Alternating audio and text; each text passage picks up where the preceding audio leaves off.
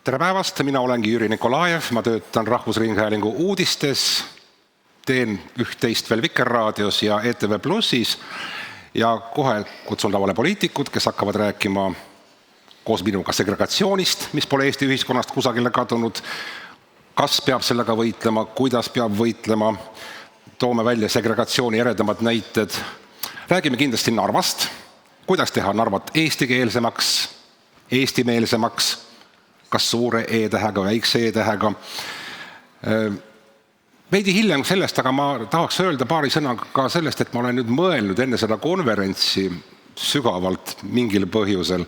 Pole iga päev selleks aega olnud just sellest kesktee otsingust ja segregatsioonist. Ja mul tuli meelde paar näidet Narvast. Üks näide on Narva Eesti kogukonnast. Enne Eesti taasiseseisvumist oli Narvas väga tegus, tubli, tilluke, aga väga ergas Eesti kogukond, ülimalt eestimeelne. Kogu seda eestimeelsus toitis ja hoidis ülal just segregatsioon. Me eraldusime muust maailmast nimme selleks, et jääda eestlasteks, et seista vastu, ma ei tea, võõrvõimule ja nii edasi. Meil olid oma peod, oma huviringid, oma kool. Me hoidsime piiri raudsena. Kui saabus meie võim, piir lagunes ja mis juhtus? Praegu elab Narvas 1200 või 1300 eesti emakeelega inimest ja eestlaste osakaal on mühinal langenud kogu taasiseseisvumise aja. Ja üks mu tuttavalt küsis pisike vene laps, et emme, kas Narva on Eesti? Emme ütles, et jah, on küll, aga kus on eestlased? See on selline lõimumise ja kesktee otsingute tulemus. Kesktee versus segregatsioon minu perekonna näitel. Räägitakse, et pole paremat lõimumisnäidet kui segaperekond. Kõik on tore. Selle hetkeni, kuni te peate tegema koos otsuseid. Aga mis telekat me vaatame? Aga mis raadiot me kuulame? Millist muusikat me autos mängitame? No siin saab veel nii kokkuleppele. Lapsed sünnivad. Mis me lapsele nimeks paneme? Kus lasteaeda me lapse saadame? Kas sellesse, mis on venekeelne, aga maja kõrval või eestikeelne ja 1,5 kilomeetrit üle silla jalgsi minna kauge maa. Ja siin tuleb mingil hetkel lüüa rusikas lauale ja öelda, et nüüd on nii. Aga kas see on lõimumine? Ma ei tea. Et kompromissid on tihti väga valusad, tekitavad vimma ja kogu see kogemus nüüd ühiskonnal üle kanda. Et hakkasin mõtlema, et kas selline kesktee on üldse Eestis võimalik. Ja kas pole mugavam elada venelastel, eestlastel, muudel rahvustel üksteisest eraldi ja elada nii, nagu nad tahavad. Ma ei tea, küsime poliitikutelt. Ma kutsun lavale meie tänase debati osalejad. Need on Aleksei Jašin erakonnast Eesti 200.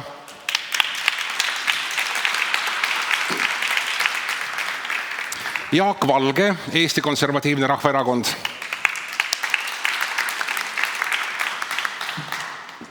Maria Jufereva-Skuratovski, Keskerakond. Jürgen Ligi, Reformierakond. Kui ma hakkasin tööle Rahvusringhäälingu uudistes, mu esimene intervjuu oli ühe keskerakondlasega, ma ütlesin talle Reformierakond. Ta ütles, et stopp, me lõpetame selle intervjuu ära. Ja see apsakas juhtub mul tihti peale. Aga te olite koos koalitsioonis, pole hullu. Eduard Odinets, sotsiaaldemokraadid. Ja Viktoria Ladõnskaja-Kubits, Isamaa.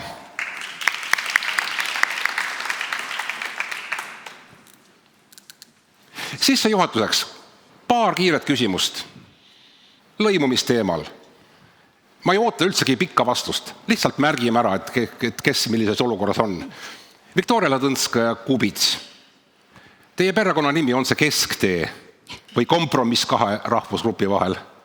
Miks nõnda? Te võite öelda, et Nikolajev, ma ei vasta sellele küsimusele. Ei, no, miks mitte? Minu jaoks oli alati... No esiteks naiste perekonna nimed ilmselt on väga isiklik otsus. Teiseks ehk siis ka peegeldab minu mõttemaailma, sellepärast, et minu jaoks oli alati oluline säilitada ka oma tausta, aga samas ma olen ilmselgelt Eesti inimene. nii et minu jaoks minu perenimes ja üldse minu nimes ei ole mitte mingisugust suurt küsimust. See on kõik väga loogiline. Aitäh! Eduard Odinets, te käite siin lõimumisdebattidel nagu tööl igal aastal ja räägite sellest, kui hea ja tore on olla eestlane. Üks minu kolleeg, sünnilt venelane, märkis rahvastikuregistrisse endale eestlane. Samas ta ei tunne Ivo Linnat, ta ei tea, kes on Ivo Linna, ja teda jätavad külmaks Eesti laulupeod. Kas ta on eestlane? No me teame ju väga hästi, et rahvastikuregistrisse kantakse andmed ütluspõhiselt. Kas minu kolleeg saab ennast pidada eestlaseks? Ja ma tahtsin sinna poole jõuda ja see tähendab seda, et see on iga ühe individuaalne otsus, kelleks ta ennast peab. Ja kui sinu kolleeg peab ennast eestlaseks, siis on selleks täielik õigus, nii nagu ka iga ühel, kes elab Eestis, aga võib-olla ka isegi väljaspool Eestit. Kui ta ise nii arvab, siis on tema õigus ja mina seda austan. Jaak Valge, EKRE-st, olete nõus? Joo, täiesti. Miks? Aga miks ma ei peaks? Mis mõttes saab olla eestlane, kui sulle ei meeldi laulupidu ja sa ei tunne Ivo Linnat? No väga paljud... Ja kui su emakeel ei ole eesti keel? Venelasi on ka väga palju selliseid, et kellele ei meeldi Putin. Aitäh! Jürgen Ligi, te olete kunagi öelnud ühes intervjuus või arvamusloos, ma leidsin selle üles, 2015 oli aasta, et on alati lähtunud hoiakust, et kehva kirjaoskusega eestlase puhul tuleb olla kriitiline, venelase puhul delikaatne. Kuidas te taluksite avalikus ruumis Riigikogu kõnepuldist või Rahvusringhäälingu uudistes, kui saatejuht räägiks grammatiliselt korrektses, aga vene aktsendiga eesti keeles? Ei, see mind ei koti, ütleme nii, aga halb eesti keel läheb närvi küll, et päris palju satun sel teemal, kas sõnavahetusse kõik tahes sellist keelerookimist on minu elus päris palju olnud. Nii et rohkem Anton Aleksejevid ETV-sse? Aleksejevi ma kannatan ära. Aitäh!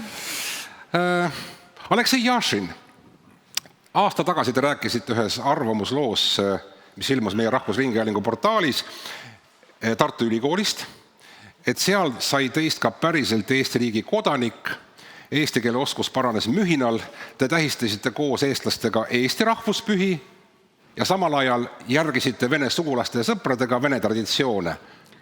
Millisest seltskonnast olite tõeline Jašin?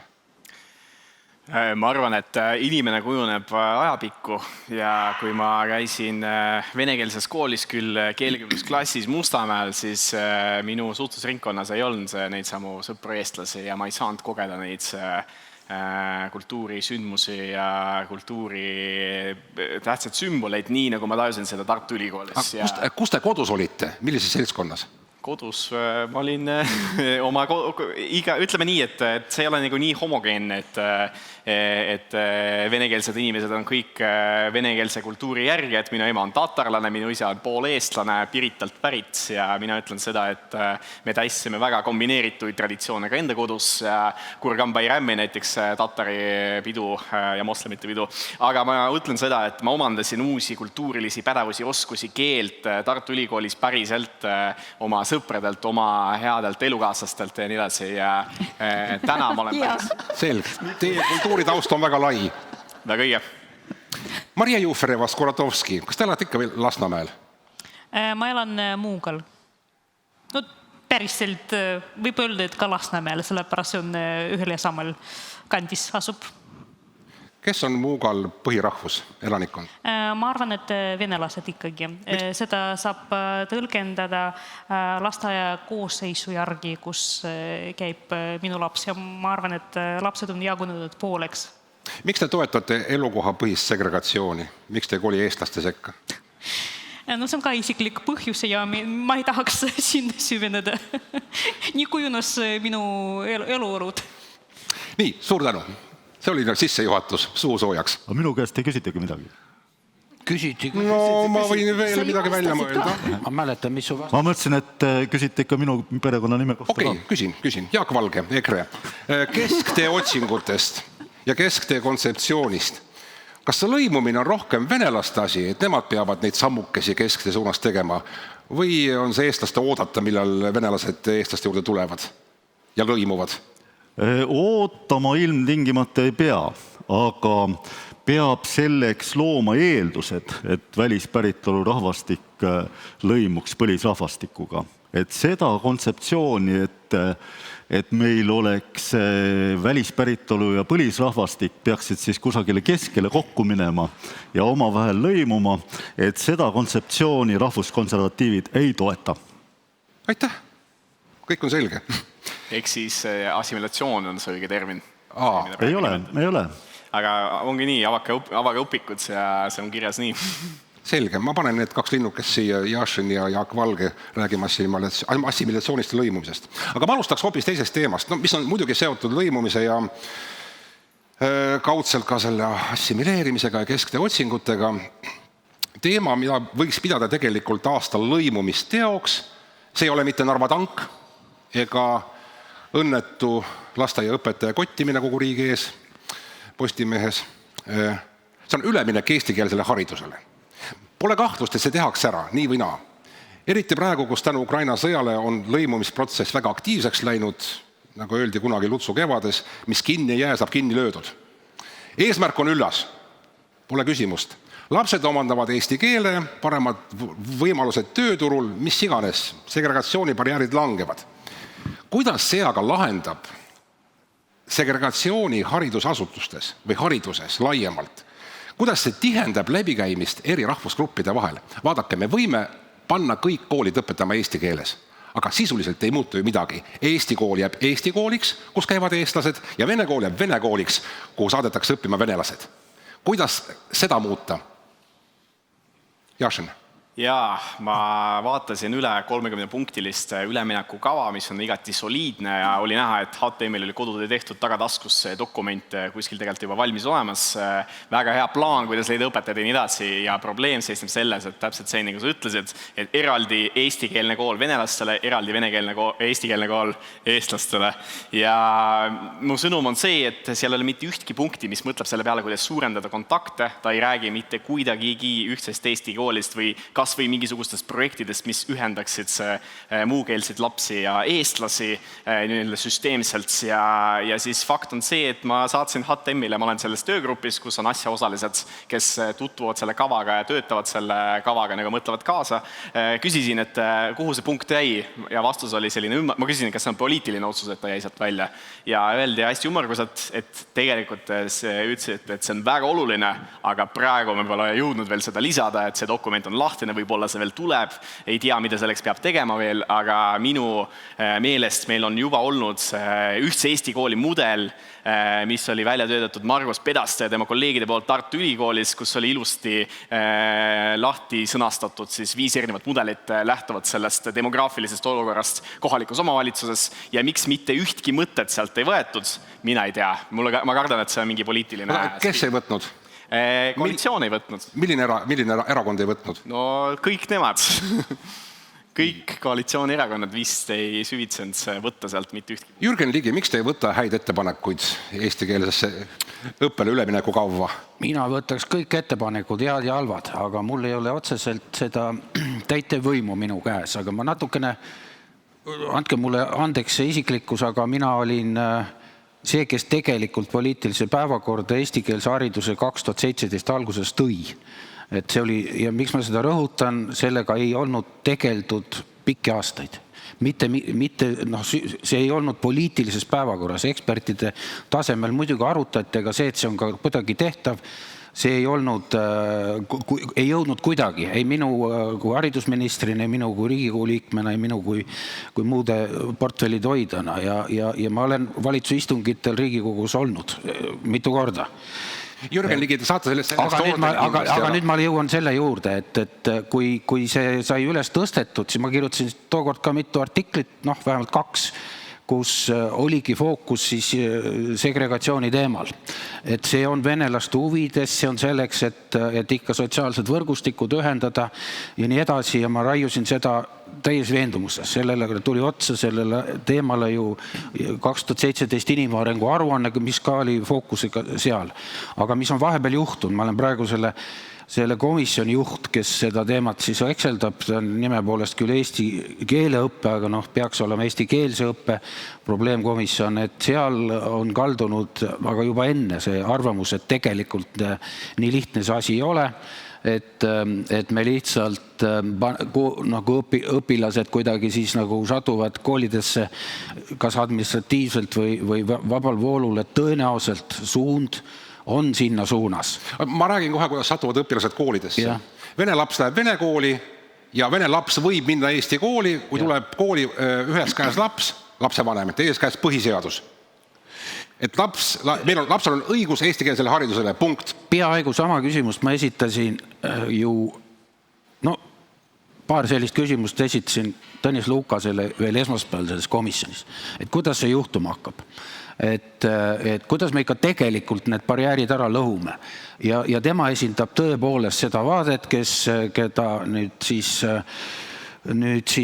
ma ei tea, Helir-Valdor Seeder sõnastas selle ühel hetkel väga, väga julmalt, et me ei anna oma lapsi eksperimendiks.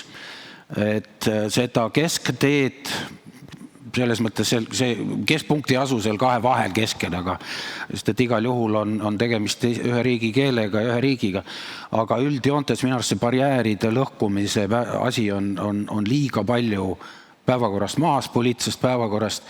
Ja ma ei tea, kas me saame seda sinna tagasi, sest et tõrget on ja arvatakse, et suurim vaenlane on üldse eestikeelne lapsevanem.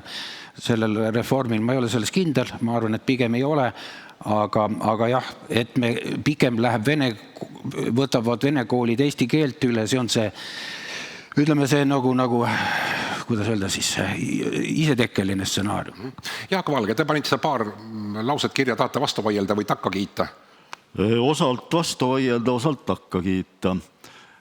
Kõigepealt ma tuleksin selle juurde, et ega mulle ei meeldi see termin segregatsioon. Segregatsioon on väga halvustava kõlaga, kipub nagu sinna Lõuna-Aafrika Vabariigi poole minema. Et meil on ikkagi eraldumine ja see on isetekkeline, et see ei ole poliitiliselt kuidagi sinnapoole surutud. Aga ta tõepoolest toimub see eraldumine ja et meie nende iseseisvuse taastamise aastate jooksul on see süvenenud. Ja ikkagi ütlen seda sama, ma olen siin härra Jašiniga nõus, et tegelikult et see kooliharidus, selle eestikeelseks muutmine on siiski ainult üks vahenditest, et kui me tahame seda ühiskonda paremini kokku liimida. Ja rida teisi asju on veel, et siin on muidugi esimene eeldus, mis üleüldse, kui me lõimimisest räägime, peaks olema massiimmigratsiooni peatamine. Sellepärast, et kui me võtame, lihtsalt vaatame neid arve, jätame praegu Ukraina põgenikud kõrvale, et kui me suudame aastas 2,000–3,000 mitte-eestlasele eesti keele selgeks õpetada ja kui meile tuleb 4,000–6,000 tuhat umbkeelset juurde, vabandage, et millest me üleüldse räägime siis. Teine asi, mis peaks olema ka kõikide meie huvides, on eesti keele maine tagamine. Vaadake seda loosungit siin selja taga. Või mõelge siis seda, et kuidas me ülikoolides läheme üle inglise keelele ja siis justkui nagu kiusamise pärast siis lasteaedadesse proovime siis mitte-eestlastele nende sundima neid lävida eesti keeles. Et me peame ise käituma väärikalt, korralikult, me peame endale looma eesti keele keskkonna, peatama massiimmigratsiooni ja siis on sellest kooliõppest ka midagi kasu. Aitäh! Huvitav. Ma käisin juhtimas lõimumisdebatti aastal 2019 ja teemad olid täpselt samad, nagu polekski 3 aastat vahepeal olnud. Maria Jufereva-Skuratovski, kuidas me ühendame koolid ka tegelikult või õpilased ka tegelikult või ongi parem niimoodi, et venelased õpivad vene koolis, mis on eestikeelne, eestlased õpivad eesti koolis, mis on loomulikult eestikeelne. Kuidas me jätkame sellega, selle reformiga? Ma tahaks alustada esiteks sellest, et öelda, et tegelikult meie riik ei suutnud korraldada korraliku eesti keele õpet vene koolides 30 aasta jooksul. Ja see on väga kahetsusväärne, sellepärast praegu ainult 30% põhikooli lõpetajatest sooritavad eksami B2 tasemel ja tegelikult see on ebanormaalne, sellepärast mina mitte kuidagi ei usu, et 9 aasta jooksul ei ole võimalik mingisugune keel selgeks õppida. Ma arvan, lihtsalt selleks ei olnud loodud kõik tingimused, aga need tingimused on väga lihtsad. Eesti keele õppe tunnid iga päev, kas või 2 korda päevas ja piisavalt eesti keele õpetajaid. Seda kahjuks ei olnud tagatud. Maria, seda tuleb nüüd nii palju, et vähe ei ole. Ja, aga sinu küsimuse juurde.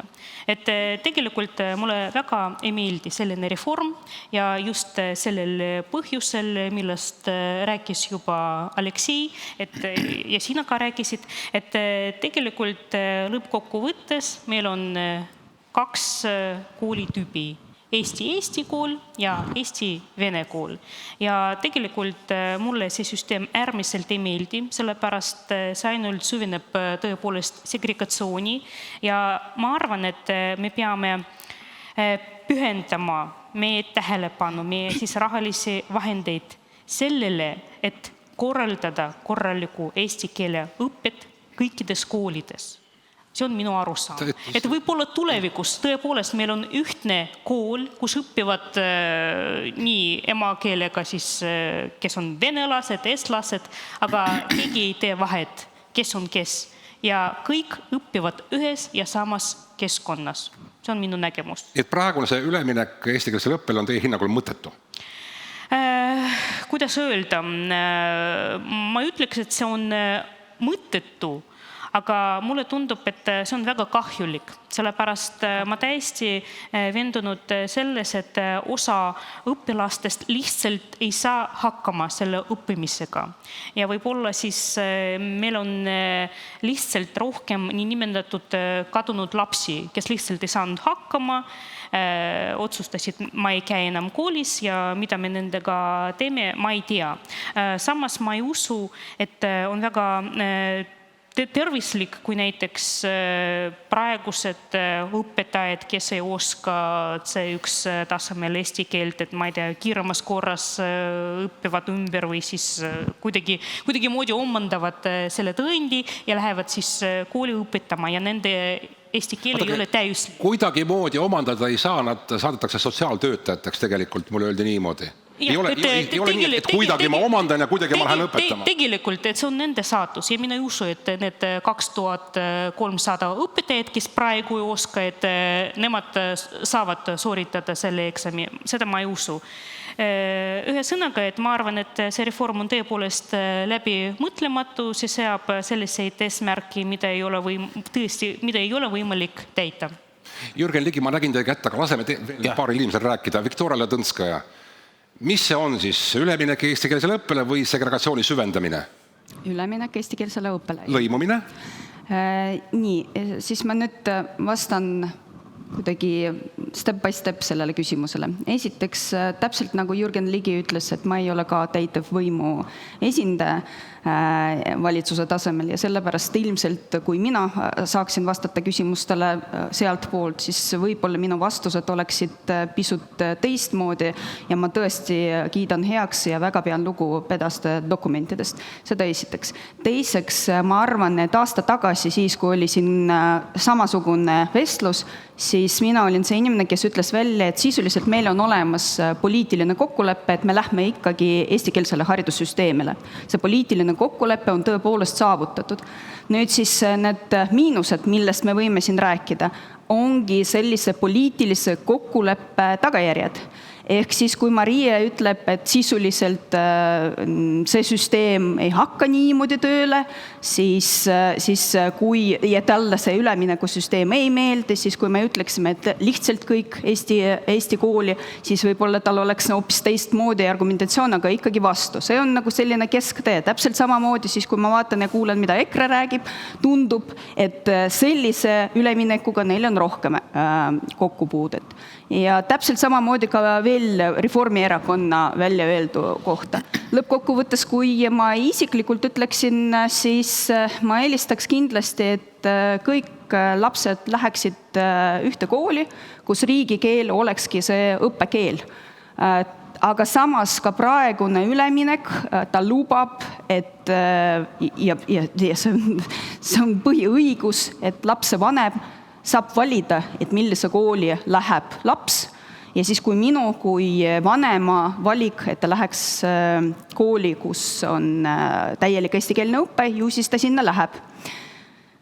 Muidugi siis, kui oleks teistmoodi olukord, et siis oleks ainult selline variant, kui kõik eestikeelsed koolid, siis äkki Keskerakond, Maria juba tahab mulle ilmselt midagi vastu öelda, siis ta ütleks, et võib-olla see on vanemate õiguste nagu kuidagi vastuminek, aga ma niimoodi ka jällegi ei arva. Ja lõppkokkuvõttes ma arvan, et see keeleõppe, mis meil toimub edaspidi, seal on üsna mitu selliseid nüansse, millega me peame edaspidi veel tegelema. Kuidas aidata seda, et laps saaks Eesti kooliga hakkama, kuidas toetada teda mitte ainult keele, vaid üleüldiselt õppimisprotsessis, kuidas toetada tema vanemaid ja veel väga oluline nüanss on see, et me räägime just kui teoreetiliselt kõikidest nendest aspektidest. Tegelikult meil on väga palju vanemaid, kes on juba oma otsust teinud, käivad Eesti koolides või siis kui nad ei käi Eesti koolis, see on ka vanemate valik.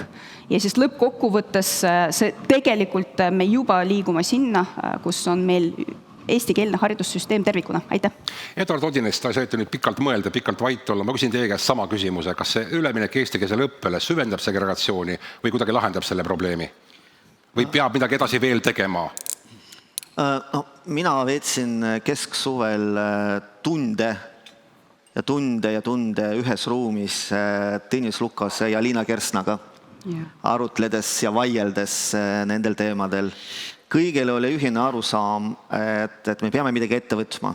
Me ei saa edasi niimoodi jätkata, sest see ei ole jätkusuutlik.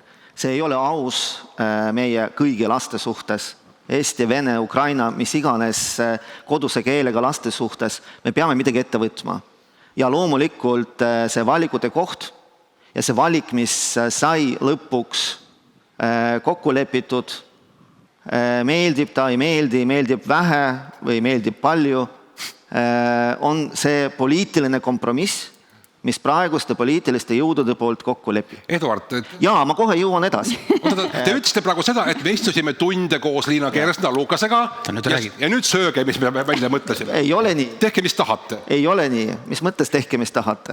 Tehke, mida vaja? Palusena. Kuhu ma tahaksin jõuda sellega, et kõik otsused Eesti Vabariigis, kõik reformid, kõik protsessid alati on olnud sellised, mis on selle hetke poliitiline otsus. Aga ma arvan, et see poliitiline otsus, mis sündis praegu, on parem kui mitte mingi otsus, kui otsuse puudumine ja samas tempos, samade meetmetega, sama süsteemiga edasi liikumine. See on esimene asi. Teine, mis on järgmine samm siis? Teine, kas see süvendab segregatsiooni või suurendab lõimumist ehk integratsiooni? Mina tegelikult pooldasin nii suvel kui pooldan praegu võimalikult suurt koos õppimist, võimalikult suurt ühtset kooli. Aga me saame aru kõik, head kolleegid, et see on ka praegu veel loosung. Et kui me ei tee mingeid muid samme, tekitada neid võimalusi koos õppida, võrdselt koos õppida, siis me ei jõua selleni. Et minu tees on selles, et võib-olla algusetapis, esimestel aastatel, see tõepoolest võib tekitada segregatsiooni süvendamist, kuid selle tulemusena me võime jõuda kiiremini selle lõimumiseni ja ühtse koolini. Sest siis meil on lapsed, kes on võrdsetel positsioonidel, kes saavad koos õppida ja saavad sellest rõõmu. Osa lapsi liigub kiiremini, osa võib-olla aeglasemini, aga me jõuame sinna ja see on tõepoolest esimene samm. Selge, aitäh. Jürgen Ligi, läheme repliigi korras, ärme pikki sõnavõtte tee, palun. Kõigepealt see sõna segregatsioon on ülimalt... Eraldumine. Ja ülimalt, just nimelt ma kiusan praegu. On ülimalt asjakohane, kuna see tähistab nähtust, nii nähtust kui tegevusi. Ja me ei pea ütlema, et on vägisi segregeeritud, aga segregeerutud on üsna vabatahtlikult küll. Ja see on probleem. Ja kui nüüd ajaloolisse vaadata, siis 2017, viitame siis ka inimarengu aruandele, põhipaatos oli ju selgelt see, et keeleõppest ei piisa. Aga nüüd see vabatahtlik segregeerumine, see vaade on kogu aeg, et viime juttu eestikeelsest õppest eesti keeleõppele. Ja seda tohutult piinarikkalt mängis ka peaminister Ratas Riigikogus mitu aastat ja ka tema haridusminister, kui sai küsitud, et kuidas sellega on, et selle eestikeelse õppega, siis alati läks jutt sellele, et jah, eesti keele õppe on väga tähtis. Maria hakkas ka rääkima, et riik ei ole eesti keelt õpetanud, aga see ei ole ainult riigi teha olnud. See on vabatahtlike segregeerumise ja eraldi hoidmise ja ka sellise endise härrasrahva hoiaku küsimus, et vene keel on universaalne, aga ta ei ole Eestis universaalne. Oota, kes on praegu Eestis härrasrahvas? Praegu ei ole seda, aga too oli ju. Et igal juhul oli ju Vene liidus oli ju see nõukogude või Vene rahvas oli ju see ametlik juhtrahvas, eks ole. Praegu on riigikeel ja midagi on põhiseaduseks, meeldib või ei meeldi, aga see on nagu teistmoodi. Praegu on selge see, et ei piisa sellest, et riik õpetab kellelgi eesti keelt, vaid vaja on rohkem, vaja on eestikeelset õpet ja nüüd hakkab see tegelikult see probleem, et kui palju keegi usub siis koos õppimisse, kui palju sellesse, et venelased, vene koolid võtavad lihtsalt eesti keele õppe üle. Ma arvan, et lõpptulemus sellest kahest ühendusest on ikkagi see, et vaatamata raskustele, mis keeleõppe ülevõtmisel on seal kahjud väiksemad. Et sellel eraldi olemisel ja kahes eraldi keeltes õppimisel kahjud on palju suuremad kui see, et vene koolid võtavad selles ebatäiuslikus mudelis pigem eesti keele üle. Et see, ma ei usu sellesse, et see on õppekvaliteedi tõstab, kuni mõni siin vaidleb, eks ole, ma arvan, et see on väga raske. Aga seal on kahjud, ühiskondlikud ja individuaalsed kahjud on väiksemad siiski. Et ma arvan, et edasi liikumine on praegu väga asjakohane ja jutt sellest, et riik ei ole õpetanud eesti keelt, ei ole asjakohane, ammu enam. Aitäh. Jaak Valge, palun.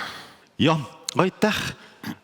Ma kõigepealt ütleksin, et ma olen Mariaga selles mõttes nõus, et see üleminek ei ole tõesti korralikult ette valmistatud. Võimalik, et ei ole.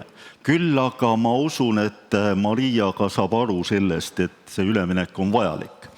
Ja ma kuidagi ei saa Jürgeniga nõus olla, et lihtsalt numbrid näitavad seda, et riik pole tõesti keeleõpet korralikult korraldanud. Et meil on nüüd praegu kui seoses Ukraina põgenikega on eraldatud siis 10 000 põgenikule eesti keele õpetamiseks raha, aga aastate vältel on puudunud need vahendid selleks, et kõik soovijad, kes on siin juba elanud, eks ole, Eesti iseseisvuse taastamisest saadik, oleksid saanud tasuta eesti keelt õppida. Nii, ja nüüd ma ütlen veel ühe asja, mis võib-olla siin olijatele väga palju ei meeldi, aga et kui me räägime nüüd sellest lõimumisest ja tõepoolest, et protsess käib ju tegelikult vastupidi. Käib ju eraldumise suunas, see on ilus eestikeelne sõna, kasutame seda ilusat eestikeelset sõna eraldumise suunas.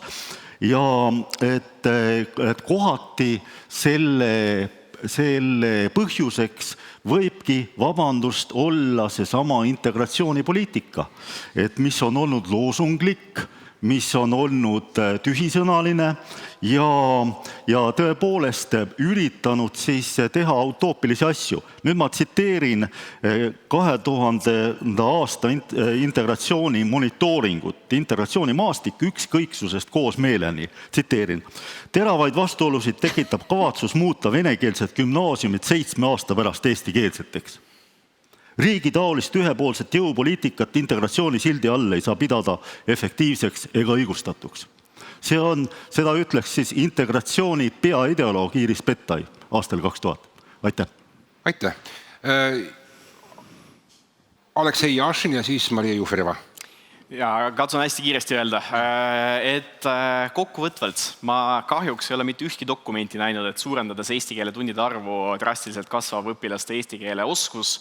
Ma ei tea, kust Keskerakond on seda välja võtnud, aga Mailis Reps on suunanud omal ajal 3 miljonit 3 Lasnamäe gümnaasiumile selleks, et nad parandaks eesti keele oskuks. Tallinna gümnaasiumidele. Tallinna, Lasnamäe 3 kõigile Tallinna gümnaasiumitele, aitäh. Mitte kõigile, 3 Tallinna gümnaasium. 3 Tallinna gümnaasiumile ja tulemuseks me ei tea, mis sealt tuli, me ei tea, mis tulemused on, et ega ei ole. Okei, eks siis keelekümblus on samal ajal seevastu tasemetööd näitavad, et näiteks 7. klassis on A2 tasemel väike tase küll, aga asi seegi keelekümblus klassides on üle 70% ja vene klassides, kes õpivad kui palju iganes neid eesti keele tunde, aga eraldi on siis seal 40% ringis, et tase on nagu kahekordne vahe. Ja ka keelekümblus on õppimine eesti keeles, mitte eesti keele õppimine eesti keele tunnis. Ja eks siis, aga praegune üleminekukava kavatseb siis kinni panna keelekümblusprogrammi. Keegi pole väga hästi selgelt kommunikatsiooni teinud, miks kavatsetakse kinni panna, et miks 10 aasta pärast meil ei saa olla ka keelekümblust valikus. Ja siis see, mida mõtlesin ka alguses, et kontakti peale pole keegi veel mõelnud. Võttes kokku, see üleminekukava on ikkagi väga hea ja seda on vaja ära teha ja ma ootan pikki silmi, kui seda hääletatakse Riigikogus läbi ja see tuleb, aga nii nagu Eduard on rääkinud, siis on ikkagi see Riigikogu selle küsimuse raames on oma elu ära elanud ja on vaja uusi inimesi, kes täiendab seda üleminekukava ja kaasab võib-olla natuke rohkem spetsialiste küsimuse lahendamisse, et ei peaks leppima selle vähese kompromissiga, mis praeguse koalitsioonil on. Okei. Maria Jufreva, Skrotovski. Mul on 2 lühikest repliigi. Esiteks Viktoriale.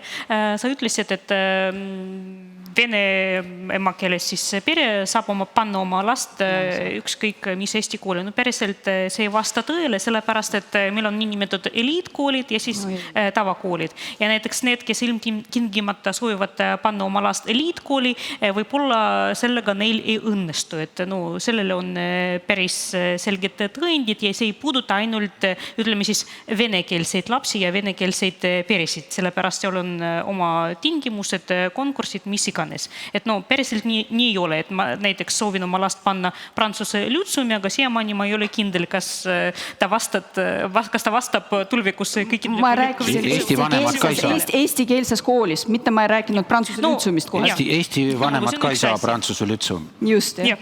Nii, seda ma ütlesingi. Ja siis tahan ka siis Jürgenile vastu vaelda, ta ei võtta süüomaks, et riik tõepoolest ei teinud piisavalt. Sellega ma ei ole nõus.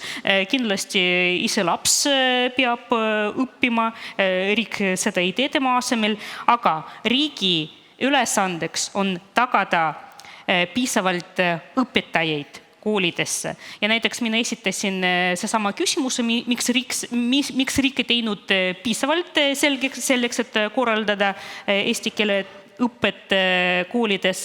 Ja minister Lukas vastas mulle sellisena, et osaliselt ta on tunnistanud, et tegelikult ei olnud tehtud piisavalt, aga samas ta ütles, et mitte kõik ülikoolide lõpetajad, kes on siis õpetasid õpetajaks, läksid koolidesse. Sellepärast võib-olla need tingimused, palgasuurused lihtsalt neid ei rahuldanud, sellepärast nad on teinud teist valiku. Aga osaliselt ta on tunnistanud, et tõepoolest riik ei teinud kõik selleks, et kõik vene kooli lõpetajad oskaksid eesti keelt heal tasemel. Jürgen Ligi on kunagi öelnud, et põhiseadus ja keele valitsusel olla lohakas ja hoolimat. Loll, jah. Teha rumal. Viktoria Ladõnskaja. Nagu sa näed, Jüri, me siin moderaatorid sisuliselt ei vaegi, võime omavahel rääkida nii kaua, kui tahame. Ma mõtlen selle peale, et te räägite kõik minevikust, solvumistest ja tehte toda valesti. Ma püüan rääkida sellest, mis nagu saama hakkab, et saaks me kuidagi suunda võib-olla kohendada. Ei, me oleme kõik minevikus kinni. Just, et 2 väikest asja ma tahtsin ära markeerida, et siis, kui poliitikud tulevad kokku, siis kõige tavalisem nad hakkavad rääkima umbes niimoodi, et enne ei olnud tehtud ja miks ei olnud tehtud ja siis see kõik on nagu justkui käest lahti lastud ja nii edasi. lõppkokkuvõttes, kes on süüdi, meie ise oleme süüdi.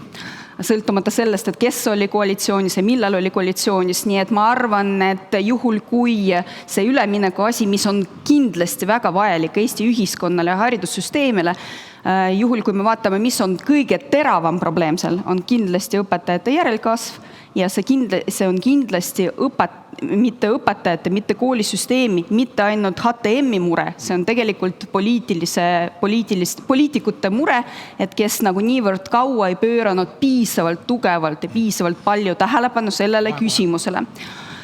Nii, ja siis teine väike aspekt on see, et siis, kui poliitikud saavad kokku, siis nad kõike neid probleeme käsitlevad just nimelt probleemseteks. Aga lapse vanemana ma suurepäraselt tean, et kõik sõltub sellest, kuidas sa lapsele seletad. Et siis, kui ta õpib teises keeles, see võib olla mitte murekoht, mitte probleem, vaid positiivne väljakutse.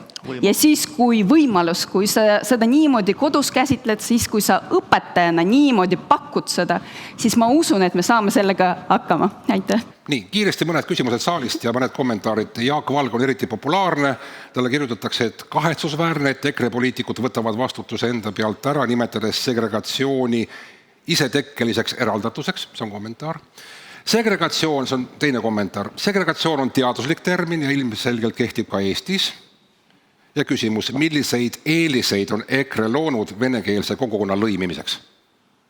Milliseid eeliseid on EKRE loonud venekeelse kogukonna lõimimiseks? No, räägivad kogukonnas. Milliseid eelduseid on EKRE loonud venekeelse kogukonna lõimimiseks? Vabandust. EKRE on selleks teinud rida ettepanekuid. Ja, kõigepealt ma tahan seda öelda, et me oleme liialt keskendunud siis ainult eestikeelsele õppele üleminekule. Et tegelikult... Püha taevast, te ise keskendute sellele. Kui me tahame siis eraldumist vältida, et siis, või seda protsessi tagasi pöörata, et siis sel juhul peaksime vaatama ka teisi asju. Ja veel tahan öelda seda, et selleks, et me suudaksime siis probleemi teadvustada, peame vaatama ikkagi selle juuri ja kui vaadata kaugemale minevikku, siis me näeme ka kaugemale tulevikku. Meie lõimumise probleemi lõi see nõukogude aegne massiimmigratsioon Eestisse. Nii. Ja nüüd esimene siis selline eelduse loomine, et lõimumiseks üleüldse oleks siis sellel samale rehale teist korda mitte astumine, aga mida me just praegu teeme. Nii. EKRE on siis korduvalt tõstatanud seda küsimust, et massiimmigratsioon tuleks peatada. Teiseks, EKRE on korduvalt ja jätkuvalt järgmisel neljapäeval on uuesti siis meil Riigikogu täiskogus meie esitatud eelnõu siis eesti keele positsiooni kindlustamiseks avalikus ruumis. Nii, edasi. Jaa. Kogu oma valimisprogrammi. Ei, aga see küsimus oli, ma vastasin niimoodi, et kas see, kui teile tundub valimisprogramm, siis ma võin veel pikemalt rääkida. Nii, veel kommentaare. Praegune üleminek keelab näiteks prantsusele ütsemi prantsusekeelsed ained ja muud seesugused kuni 9. klassini. See on rumal, Eestile kahjulik, ärge laske seda läbi. See oli kommentaar. Mis juhtus keelekümblusega? Metoodik on ennast õigustanud. Olete aru saanud, miks pandi Eestis kinni või pannakse kinni keelekümblus? Maria Juhver. Ma saan vastata sellele küsimusele, sellepärast ma korduvalt esitasin selle Lukasele. Ta küll tunnistab, et jah, oli päris tõhus metoodika, aga praegu me lihtsalt sellest loobume ja korraldame ülemineku. Mingisugust teaduslikku põhist seletust sellele ei ole. Ja ma arvan, see on äärmiselt kahetsusväärne. Sellepärast mina küsisin, kui me tahame üleminekut, miks ei oleks võimalik rakendada see keelekümblusmetoodika kõikidele klassidele, kõikidele koolidele ja oleks ju efekt. Eduard Odinets. Ja mina saan aru selles keelekümbluse probleemist niimoodi, et see komistuskivi keelekümbluse puhul on see venekeelse õppe osakaal selles metoodikas. Ja ise olen saanud mõned aastad tagasi keelekümbluse aasta sõbratiitli, mul loomulikult väga kurb sellest rääkida. Aga see on see, mida mõnikord nimetatakse, kuidas pesuveega ka laps läheb, eks ju. Et see eesmärk, mida sai kokku lepitud, et eestikeelne õpe tähendab mitte nagu praegu 60-40, vaid eestikeelne õpe tähendab 100% eestikeelne õpe. Aga mis ma selle keelekümbluse puhul näen positiivsena seda, et keelekümblus on ju meetod, mis aitab õppida samal ajal keelt ja ainet. On keelekümblus on meetod, andke ma lõpetan, palun andeks mulle, et mis võimaldab samal ajal ja toetab õpilast õppida keelt ja ainet ja kolmandaga arendab selle lapse õpioskusi, kuidas kõige sellega hakkama saada. Ja mina väidan seda, et seesama suurepärane keelekümbluse meetod ja võtted, mida kasutatakse praegu keelekümbluses, saab 100% üle kanda 100% eestikeelsele õppele. Me oleme lollid, kui me laseme kõikidel nendel spetsialistidel, autoriteetidel, õpikutel, õppematerjalidel, mis keelekümbluses on, kaduda. Me saame teha nii, ja see on meie võimsuses, et keelekümblus kui võte jääb alles ja seda me peame kindlustama ja seda me peame säilitama. Seda tuleb sisse viia õpetajate koolitusse, seda tuleb kohustuslik teha kõikidele õpetajatele, kes eesti keeles õpetavad ja nii edasi. Me säilitame keelekümblus, aga teisel kujul. Aitäh. Okei, Jürgen Ligi. Ja minu arust see jutt läheb metsa. Sest et erimeelsus ei ole selle koha peal. Et Lukas sõnastas vähemalt esmaspäeval seda asja, eks see on mulle ka uudis, et ta selle nii kõrgele on tõstnud ikkagi seda pidi, et keelekümblus ei ole lõppeesmärk. Et ta meetodina on hea, aga see paradigma muutus iseenesest tõrjub teda välja, mitte et me lõpetame ära keelekümbluse ülemineku metoodikana, ta on ju loomulik ja kõik need tugiteenused, mida vajab venekeelne laps koolis, miks me ütleme, et keelekümblus ei võiks see osa sellest olla. Teine asi, mis peaks olema hariduslikult kohe mõistetav, et kui mingi asi ei ole, mingi tulemus ei ole piisav, siis me ei tohi väita, et riik ei ole teinud piisavalt. Et ainult riik ei ole teinud piisavalt. Et selles ongi ju see ise segregeerumise probleem, et üks seltskond, kaasa arvatud õpetajad on arvanud, et nemad ise ei pea õppima. Nemad ise ei pea muutuma. Aastakümneid on nad õpetajad, aga vaat ise ei õpi. Ei, meil ei ole õpetajaid, tead 40 aastat on venekeelne õpetaja, mis siis teha, eks ole. Õpetaja on õppimisvõimeline subjekt. Ja selles mõttes on ideaalist on kogu see asi kaugel, aga see ei ole niimoodi, et riik ülevalt alla õpetab keelt ja siis teised ütlevad, oi vähe veel, eks ole, et ma praegu ei õpi. Ja nii ei saa. See on see, mida Maria räägib. Eesti keeleõppest on vähe esiteks ja teisest vähe on sellest, kui riik õpetab. Ei, ka ise peab aga seda sa kogu aeg räägid.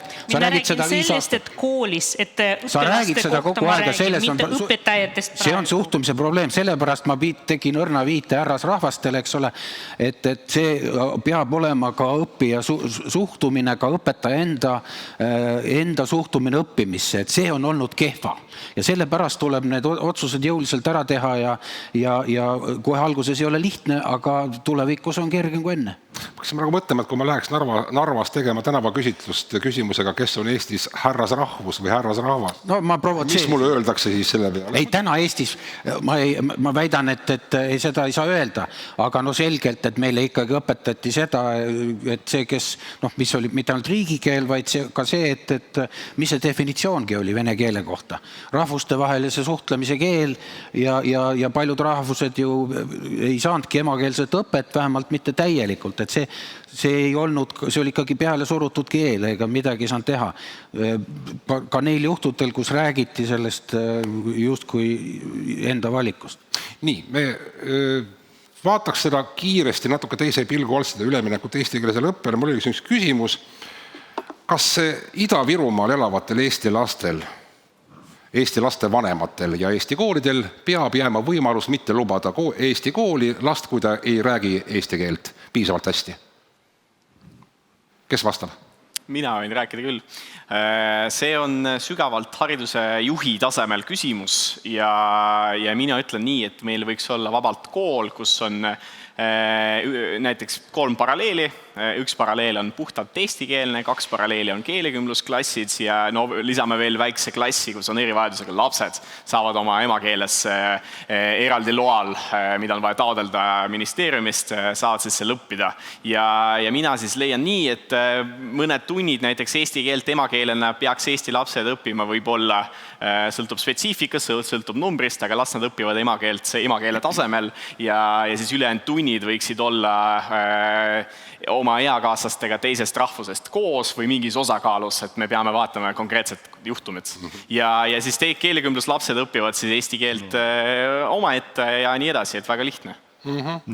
Narva Eesti Gümnaasiumi vilistlaskond taotleb praegu uuelt loodavalt riigigümnaasiumilt seda, et õpilastel keelatakse vahetunnis vene keeles rääkimine, et selle korra rikkujaid vastuvõtmisel ähvardaks koolist välja viskamine. Eduard Odinets. Mis koolis? Jaa, väga rumal mõte. Kohe ütlen, väga rumal mõte. Et suhelgu lapsed omavahel selles keeles, millest nad soovivad suhelda, aga õpetaja olgu eesti keeles, et see on ju kõikidel arusaadav. Aga tulles tagasi sellesse, milline kool see peaks olema, me tegelikult ei pea jalgratast leiutama. Mina isiklikult olen olnud 15 aastat Kohtla-Järve Järve koole hoolekogu esimees. Koolis on nüüd Ukraina sõja tõttu ka on suurenenud, aga on kogu aeg olnud üle 50% lastest, kelle kodune keel on vene keel, aga nüüd Ukraina lastega koos see number on juba ligi 70 ja nad töötavad ja saavad hakkama. Saab kool hakkama, saavad lapsed hakkama. Aga mis tehakse? Alustatakse pisut erinevas seltskonnas, kellel parem oskus õpivad natukene kiiremini, teised jõuavad järele. Ja lõpuks nad saavad kõik kokku ja õpivad koos sõltumata, mis on kodukeel. Need süsteemid töötavad, need süsteemid on olemas. Ja on raske, ja on keeruline, ja õpetajad vajavad täiendavat koolitust ja aitamist. Aga see kõik on võimalik ja see toimub meil Eestis, see toimub meil Ida-Virumaal. Miks me arvame, et kõik teised lapsed väljaspool Kohtla-Järved on rumalamad, saamatumad ja ei saa mitte kunagi hakkama? Miks me ei usalda oma lapsi, miks me ei usalda õpetajaid, miks me ei usalda meie haridussüsteemi, mida me ise oleme loonud? Mina suhtun sellesse kui võimalusse, kui keerulisse väljakutsesse, aga mis on meie võimalus ja mis tulevikus aitab meid palju paremini. Nii, kui ma nüüd lõpetaks selle bloki ühe küsimusega, kas te arvsad poliitikud pigem toetate eestikeelsele õppele üleminekut? Ma ei küsi, kas kindlasti, kas pigem toetate, kas on niimoodi? Kes ei toeta, kes pigem ei toetaks? Mina pigem ei toeta, ma toetan täielikult. Selge. Kas on saalist üks mikrofoni küsimus praegu olemas meil? Kas keegi tahab öelda midagi? Küsida midagi? Näiteks seda, et Jürgen Ligi, palun tulge tänapäeva. NSV Liitu pole enam üle 30 aasta. See paine ei peaks informeerima tänast hariduspoliitika. No ta paraku on. Fakt on see, et osad inimesed on vabatahtlikult umbkeelsed, lootes millelegi. No see ei ole riigi poolt peale surutus. Õpetajad sealhulgas. Ja kommentaar on selline, et kus olid tähtsad poliitikud siis, kui teadlased teaduspõhised ettekanded ja arutelusid pidasid? Kus nad olid? Ei tea. Riigikogus olid. Nii. Jaa, palun. Tere, ma sooviks oma küsimuse esitada. Et me kuuleme. Et kas eestikeelsele haridusele üleminek oli nagu vältimatu samm, et kui meil praegu Euroopas poleks sõda ja vene kooli lõpetajatel oleksid palju paremad eesti keele tulemused, kas isegi siis oleks meil selline otsus vastu võetud. Lihtsalt praegu mulle tundub nii, et venekeelne elanikkond, just eriti Narva regioon on praegu sellises šokis, et see on praegu neile väga valus, kuna nad on nii ammu olnud oma sellises kinnises mullis ja nüüd praegu hakatakse nende ümber sellise uue keelekeskkonna, keelekliima tekitama. Aitäh. Kellelt te küsisite? Kõigile küsisite. Kes vastab? Ma vastan. Et see on väga selge meil on ainult üks vasta. Ei, väga selgelt üks tegur. Keskerakond on olnud ainus aktiivne vastane. ja see on see, miks on blokeeritud seda pikka aega, aga päevakorras ei olnud teda vahepeal ka, ta oli maha visatud. Aga Jürgen, vaata praegu Maria ei olnudki ju vastu ja komisjoni tasemel siis, kui ta asendas, siis ta ei olnud vastu. Eesti keele õppele, nii on inimene Tohib nüüd mina lõpetan. Et tegelikult poliitiline kokkulepe oli juba aastaid tagasi, seda me kõike ju tundsime, sellepärast ka aasta tagasi siis, kui olid sellised debatid, see sai välja öeldud, et me selgelt liikusime selles suunas. Lihtsalt küsimuseks oli, et millist metoodikat valitakse lõppude lõpuks ja mida rakendatakse ja kui palju probleeme ikkagi tuleb ette. Probleemid nii ehk nad tulevad, kas nagu lihtsalt, et kui suur hulk neid probleeme tuleb. Aga põhimõtteliselt ma arvan, et vastuseks on jah, me nii ehk naa liikusime eestikeelse haridussüsteemi suunas. Aitäh. Aga mitte riigi. Sammult me tõepoolest liigume selle suunas, aga vesteldes Jürgeniga mul tõepoolest tekib selline tunne, et ta üldse ei saa aru, millest ma räägin. Ja kui ma süüdistan riiki selles, et koolis ei olnud tehtud piisavalt selleks, et õpilased õpiksid, omandaksid keel selgeks, siis Jürgen, ma ei tea, miks räägib sellest, et kõik õpetajad ei ole piisavalt motiveeritud, et need on kaks erinevat asja. Nii, tulles tagasi teie küsimuse juurde. Ja, kahjuks mul iseendal tundub, et väga paljud seaduseelnõud, mis sündisid viimastel kuudel, on tõepoolest seotud sõjaga, mis toimub praegu Ukrainas, mille korraldas siis Venemaa. Näiteks seesama seaduseelnõu, et keelustada mitte kodanikel, Venemaa passide omanikel, hääleõiguse kohalikel valimistel. Veel EKRE erakonnas vaatasime hiljuti sellest seaduseelnõu, et kontrollida nendel kandidaatidel, kes kandideerivad kohalikele omavalitsusel keeleoskust. Ja ma arvan ka, et seesama ülemineku seadus eelnõu on ka paljuski tingitud sellest sündmusest. Muidu ei oleks see tehtud nii kiiresti. Aga jah, tõepoolest liigume selle... Läheme haridusest ära. See on võimatu. Te võite rääkida siin tunde ja päevi. Mina sain sellest küsimusest nii aru, ma olen oma rikutuse tasemel, et kas see üleminek eestikeelsele õppele on ikka teaduspõhine tegevus või oli see eestlaslik jonn? Ma ei tea vastust ausalt öeldes. Läheme Narva. Ma olen Narvas ammu käinud. Me avastasime kuidagi ühtäkki Ukraina sõja puhkemisega, et meil on arvestatav hulk venekeelseid elanikke ja Narvas on neid päris palju, kes toetavadki Venemaa agressiooni ja kes suhtuvadki Putinisse väga leebelt, kes vaatavadki Vene televisiooni ja nii edasi, nii edasi, nii edasi. Eesti riik vastas oma poolstes sammudega, me panime kinni Vene telekanalid, mida vaadatakse siiamaani edasi, pole see kinnipanek kedagi suurt mõjutanud Narvas vähemasti. Me viisime ära monumendid, aga kas see muutis midagi? Kas see muutis asja paremaks? Küsimus on see, et kuidas meie ühiskonnana saaks sellest punktist liikuda edasi suurema sidususe poole? Kuidas taas lõimuda selle ühiskonna osaga, kes toetab Putinit, vaatab Vene televisiooni ja ei taha näiteks eestikeelsele õppele üle minna või me saadame nad välja, nagu siin vahepeal tehakse? Maria Jufereva. Mul on selline ettepanek ja oletus. Esiteks oletus. Mulle isiklikult tundub, et nende inimeste arv, kes tõepoolest toetab Putinit, kaheneb. Ma loodan sellele... Kust te teate? Kust ma näen? Näiteks eile ma lugesin ühte uudise Delfi portaalist, mis käsitles just sõjalist temaatikat. Ja huvi pärast esimest korda, ma ei tea, viimase 3 kuu jooksul mina mõtlesin, et loen kommentaare.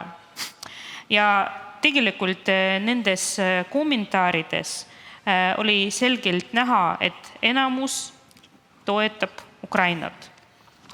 Ja olid vähesed sellised, vist trollid, botid, kuidas me nimetame neid, kes kasutasid see Kremli-meelset retoorikat ja neid olid hästi nähtavad, et tegemist on nii nimetatud, ma ei tea, makstud tegelastega, kes seal toimetavad.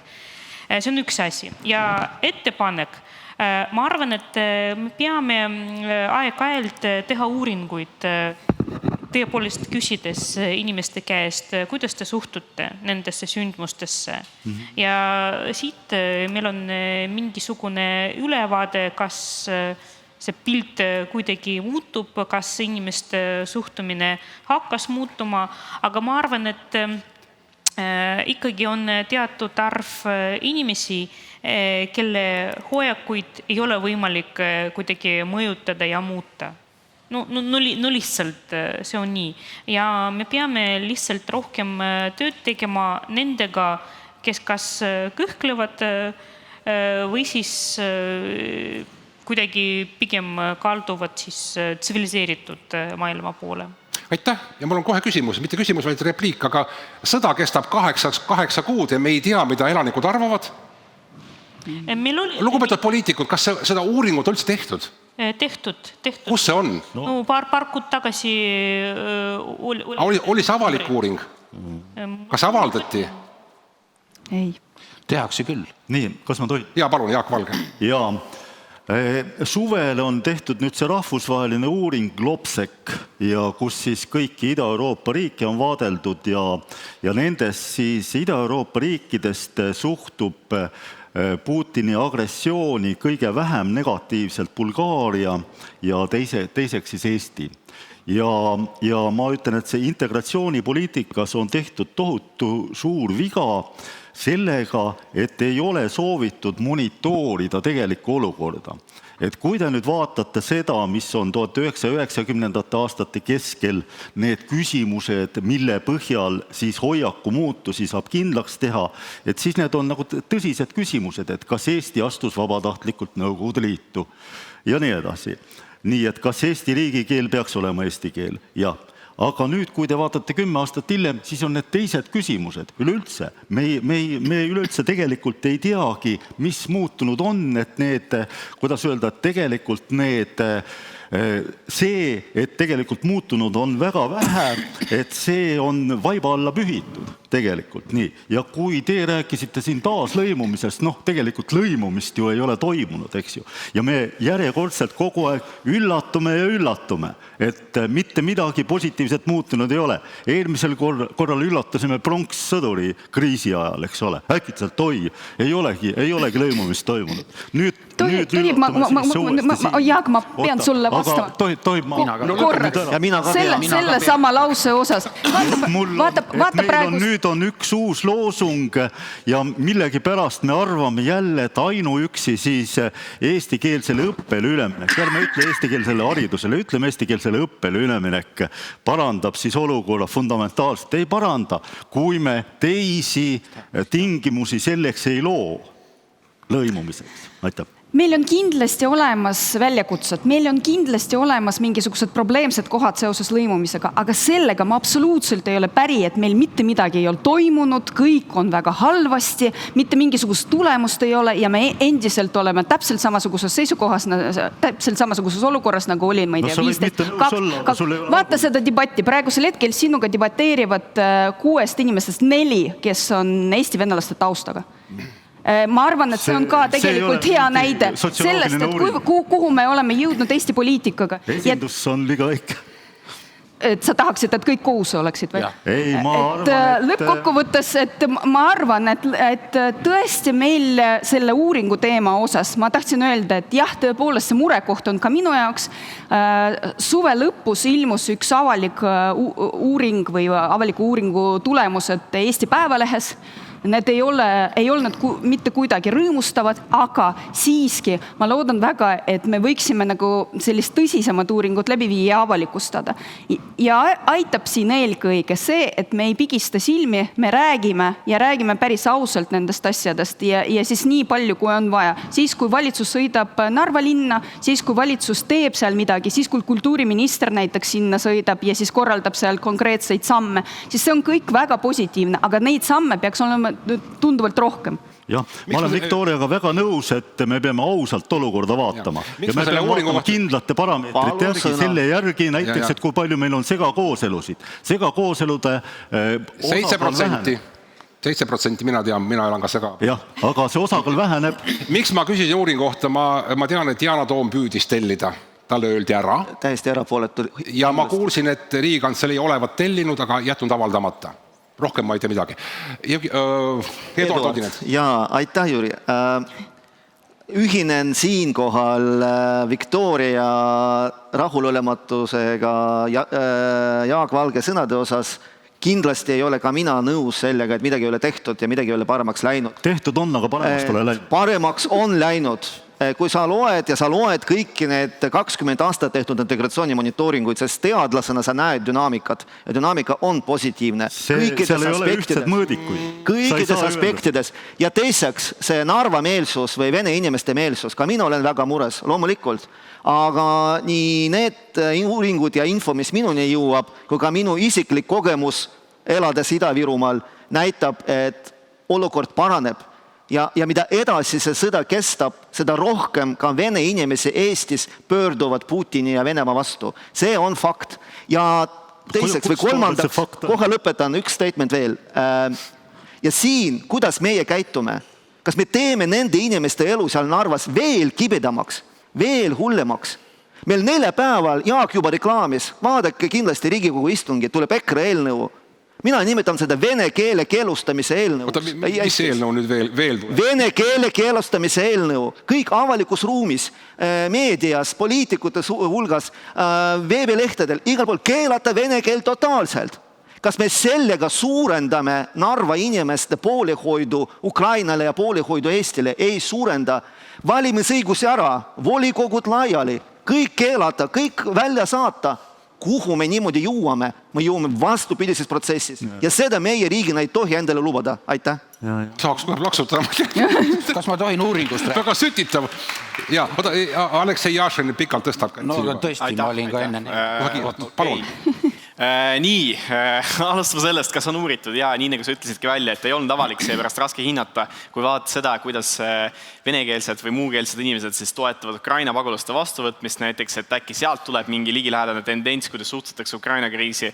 Nii palju, kui mina tunnetan kõikide nende küsitluste kohaselt ja mis iganes, no ma ei tea, kas just Delfi kommentaarid on hea moment, aga mulle tundub, et need inimesed, nad ei ole tulihingelised selle sõjalise agressiooni poolt, aga nad on kahtlevalt seisukohal, nad on seni olnud võib-olla mingid pooled muukeelsed inimesed või mis, ütleme siis viskame selle mingisuguse hinnangulise numbri üles.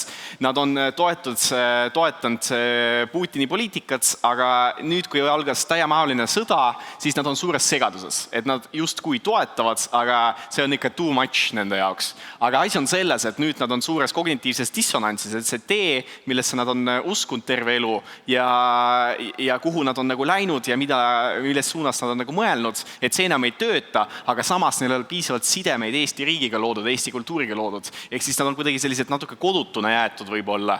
Ja siis millest sa väljendubki selles, et nagu Mart Helme ilusti võttis kokku, et me ei toeta üht ega teist, me oleme rahu poolt. Et Mart Helme väga hästi võttis kokku venekeelsete inimeste hoiakut võib-olla. Kuidas siit edasi minna? Kuidas edasi minna? Väga hea.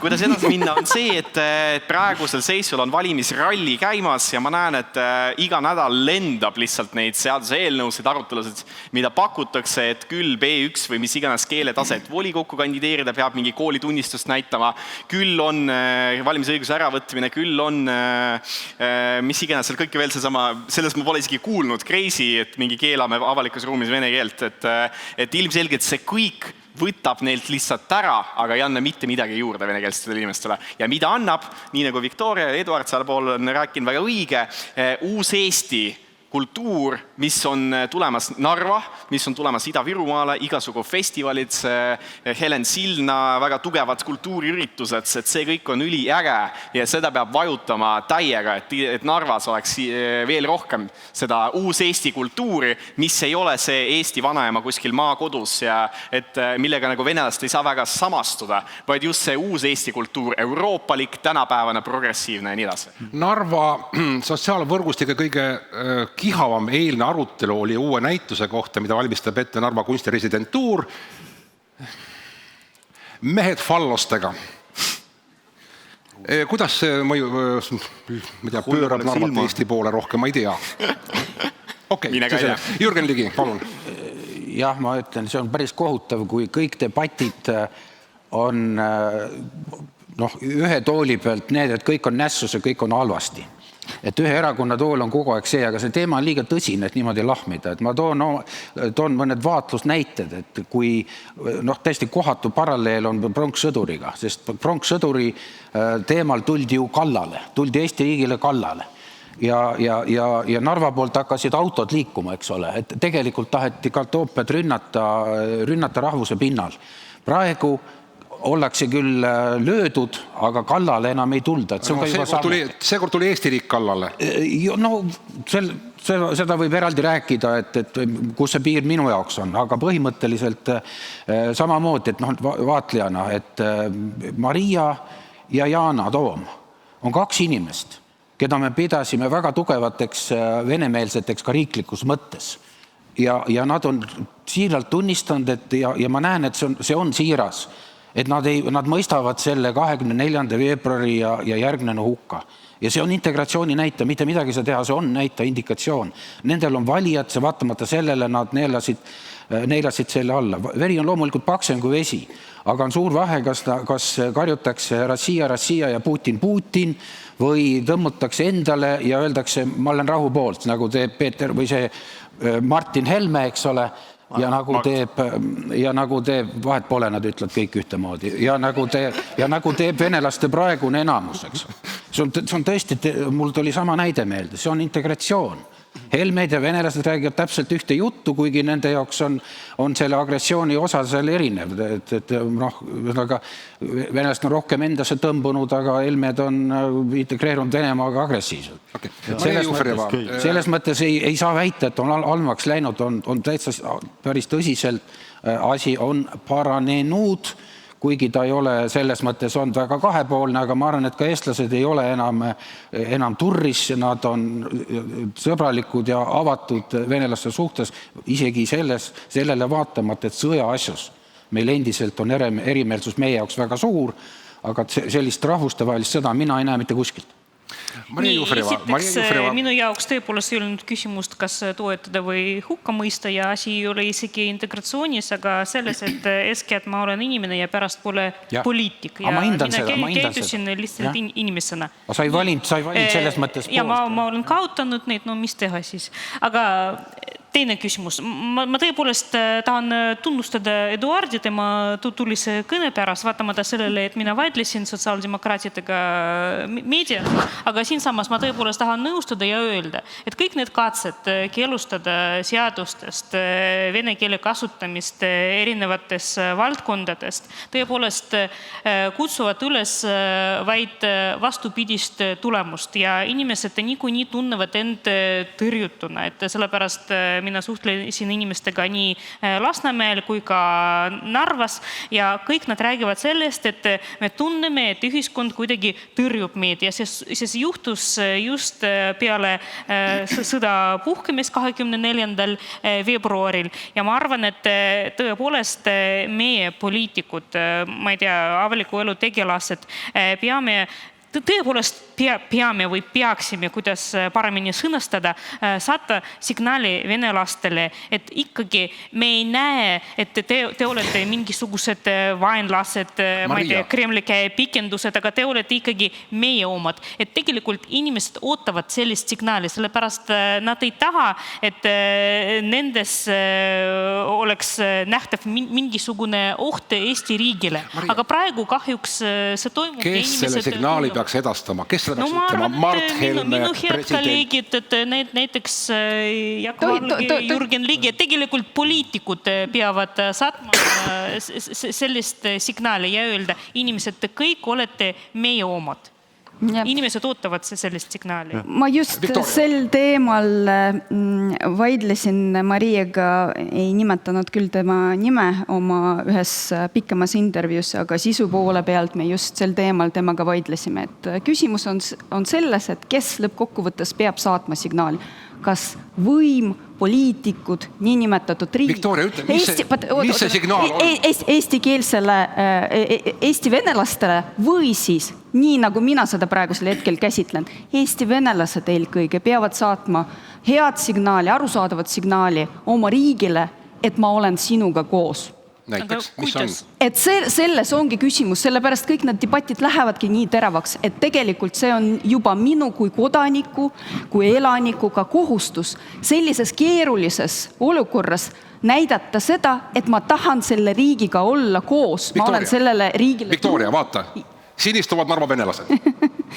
Ütle neile, mida nad peavad tegema? Ei, ma seda juba ütlesin igal pool. Ja see on signaal. Ma ei saanud aru. Ei, välja ütlemine. Vaadake, siis kui me räägime sellest, et kes ja kuidas peab rääkima, me alati mõtleme, et võim peaks midagi ära sõnastama. Kindlasti peaks. Aga tegelikult see on kahepoolne protsess. Et mina ei saa olla vait siis, kui selline olukord on maailmas ja kuna minu riik on sisuliselt ka ühe sõjalise taldriku peal. Ja siis ma ei saa lihtsalt lubada endale olla vaid. Ma ei saa endale lubada olla lihtsalt nagu niimoodi, et ma ei ütle välja, mida ma poliitilises olukorras mõtlen. Ja seda ma ootaksin ka nii tavalises vestluses, kui ka ilmselt sotsiaalmeedias, kui ka ilmselt ka puhtpoliitiliselt. Aitäh. Jaak Valge, on teil signaal Narva venekeelsele elanikkonnale, ütleme niimoodi? Jaa, et las ma lähen nüüd natukene oma loogikat pidi. Et ma kõigepealt ütlen siis seda, et siis kui argumentideks puudu jääb, et siis tuuakse ikka Mart Helme millegi pärast välja, et kas ta nüüd konteksti sobib või mitte. Et nii nagu... Teate, kui Mart Helme saadaks selle signaali... Tohin ma jätka. Et kord on ta liiga Eesti natsionalistlik, kord on ta liiga venemeelne. Ja et selles samas intervjuus, millest te kontekstist välja kiskusite ühe lause, et selles samas ütles ta seda ka väga ilusasti, et need, kes on meiega olnud taasiseseisvunud saadik, et need on selgelt meie inimesed. Nii, ja nüüd on edasi, mul on see küsimus, et kulla sõbrad poliitikud, et mida te siis soovite? Et kas te soovite siis eraldatust süvendada või siis olete lõimumise poolt? Et kui te soovite eraldatust süvendada, et siis me loomulikult ei tohi teostada neid ettepanekuid, et mida siis EKRE on teinud, see tähendab, et eesti keelele autoriteedi luua, ka mitte siia inglise keeles kirjutada, vaid eesti keeles, siis edasi massiimmigratsioon lõpetada, et kui te sellega nõus ei ole, siis te ju süvendate seda eraldatust, eks ju. Ja mis puutub nüüd parameetritesse või kas on hästi või halvasti läinud, kõige parem alus näitaja on see sama segakooselude ulatus. Ja see selle osakaal on langenud, vaadake Leen Rahnu uurimust. See on enese määratluse muutus ka, inimesed defineerivad ennast rohkem. Mul on ettepanek. Sa ei saa väita seda. Jaak Valge, kus me võtame Narvas nii palju Eesti mehi, Eesti naisi, et nad saaksid venelastega abielluda? Kui meil isegi siin paralleelis 4... Tegelikult 3000 palka pedagoogil. Minu poeg on segaabiel. See ei ole adekvaatne uuring. Kas ma tohin vastata? No palun. Jah, et kas teil on ka see nupp, kuidas mikrofoni välja... Ei ole, ma tehin kätte. Ei olegi vajadust, et siin on kõik viisakad inimesed. Et vaadake, et eks neid Eesti mehi ja Eesti naisi, kes siis abielluvad teise kodukeelega inimestega, et neid saab olema mitmesaja aasta jooksul. Et unustage ära see loosunglik ülikiire lõimumine. Seda ei ole, seda ei saagi olla sedavõrd suurt proportsiooni siis välispäritolu rahvastikku ei ole mitte ükski ühiskond mitte kunagi niivõrd sellise ajavälbaga, mida teie kujutate ette, et seda siis lõiminud. Selleks läheb aastasadu ja kui me nüüd toome need teised tingimused, kui me enam umbkeelseid juurde ei too, et siis me saame nende aastasadade vältel sellega hakkama. Kui me kogu aeg tassime, vastasel korral me tassime sõelaga vett. Keda me tassime? Kuna Jaak Valge juba teist korda seda laused ütleb, siis ma tahan ikkagi võtta enda peale moderaatori rolli. Kas te tõesti tahate sellega öelda, et me ei pea Ukrainat praegu aitama? Või mida te tahate öelda? Ärge võtke juurde näiteks. Mida te tahate sellega öelda? Ma tahan seda eri moel. Mina räägin sellest praegu ju aastast enne ühes lauses ka toonitasin seda, et ma ei räägi Ukraina põgenikest massiimmigratsiooni puhul. Et ma räägin sellest massiimmigratsioonist, mis on tavaline, mis on püsielanikuks muutumine Eestis. Ja see on aastast 2017 on keskeltläbi 3-6 tuhat põhiliselt idaslaavi kultuuriruumist pärit isikute pluss siis Aasiast, Aafrikast. Et neid on lisanud meile. Nii, Ukraina põgenikud on teine asi. Ukraina põgenikke tuleb kindlasti aidata. Küll aga ütlen siin siis selle välja, et ma arvan, et meie põgenike poliitika ei ole adekvaatne. Aga see on teine küsimus, ma ei tea, kas ma sellesse võin minna. Nii, kas veel on kellelgi retsepte või soovitusi peale selle signaali, mis peavad venelased eestlastele venelastele saatma Tallinnast Narva üle Tapa ja üle Rakvere? Kuidas muuta peale seda kõike, mida me oleme näinud ja kuulnud ja kogenud Narvat eestikeelsemaks ja eestimeelsemaks? Eduard Odinet. Vaata, me siin juba 70 minutit saadame need signaale. Venelased eestlastele, eestlastest venelastele, eks ju. Ja kui vaadata need signaale, eks ju, ja kui Narva inimesed vaatavad, ega Narva tädi Maas ei hakka kuskil signaali saatma. Aga kui me jätkame samasuguste signaalidega, nagu siin kõlab mõne suust, eks ju, see vast tädi Maas lähebki Peetri platsile ja saadab meie signaali. Eks ju, ja see ei ole hea signaal, uskuge mind. Ja on see, eks ju, iga üks mees, kes me siin istume, iga meie sõna, me oleme Riigikogu liikmed, praegused ja tulevane, et me saadame iga oma sõnaga, iga oma mõttega, me saadame tädi Maasele ja onu Vellole need signaale. Ja kui meie ei kontrolli, mida me räägime, kui me jätkame rääkimisest mingite migrantide tassimisest, see ongi see meie signaal, kuidas me võtame kõiki neid inimesi. Meie oleme nii väike rahvas. Ja me peame aru saama, eks ju, et me peame hoolima igast inimesest, kes tahavad aidata meie majandust, aidata meie haridust, aidata meid laiali maailmale ja nii edasi. Meie eestlased peame hoidma tädi Mašat, mitte tema ise. Aleksei Jašen pole ammu rääkinud, kibeleb. Jaa, et no asi on selles tegelikult, et kui vaadata suuremat pilti, siis need samad 3-4 tuhat inimest, kes aastas on siia tulnud, 3-6 on tegelikult meie mingi pikaajaline otsus, et me astusime Euroopa Liitu, meie piirid on avatud ja mitte ainult tegu on mitte ainult inimestega, kes tulevad kolmandatest riikidest, vaid ka Euroopast tulevatest inimestest. Nende 3-6 tuhande näol on tegemist ainult kolmandatest riikidest tulijatega. Võib-olla tõesti, kas keegi parandab, saab täpsustada seda, et kui palju saab elamisluba taodelda, et tööle minna Eestis? 800 inimest aastas. Teate, pärast kohvinurgas võtte ette lahti internet ja vaatate sealt. 19 erandit on sellel elamislubade taotlemisel.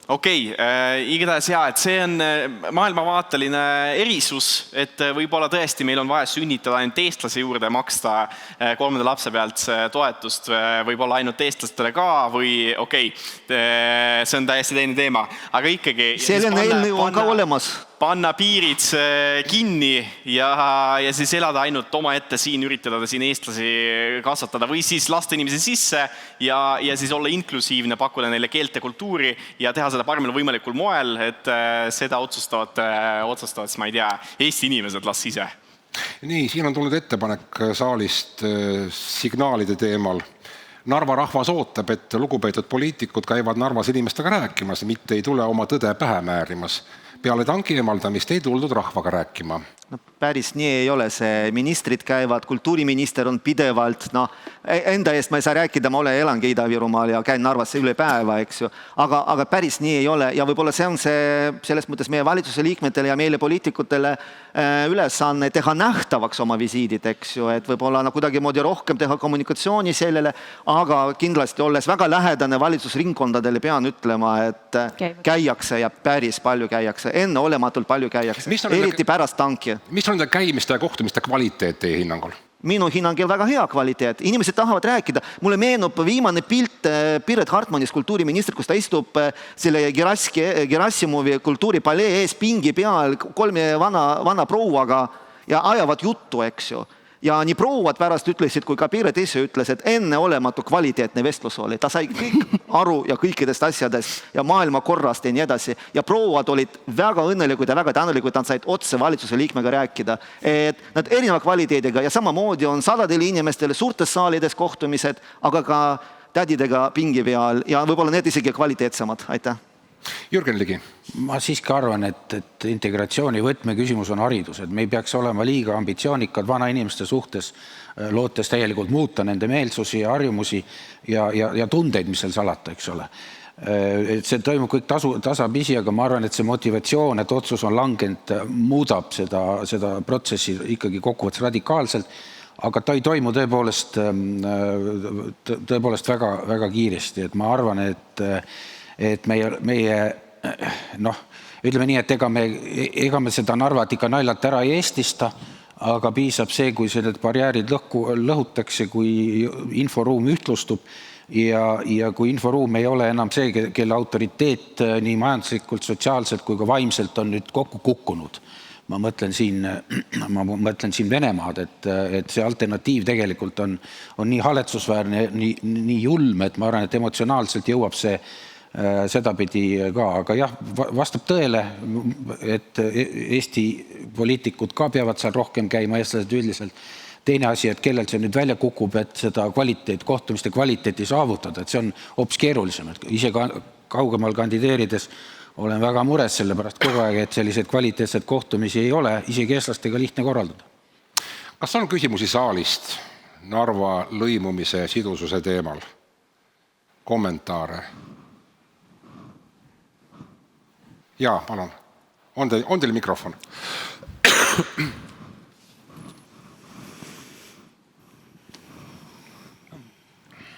Aitäh.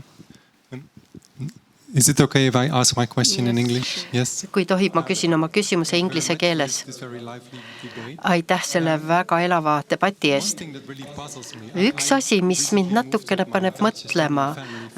Ma tulin hiljuti oma Hollandi-Eesti segaperega elama Hollandist Tallinnasse ja ma olen jälginud, mis siin toimub aastast 2005 enam-vähem ja minu arvates ilmnähtavalt muutub Eesti palju mitmekülgsemaks just etnilises tähenduses. Aga mind kummastab, et see poliitiline reaalsus It's not Estonian people who come to bring this on the bike. It's people from who see opportunities here, come here also.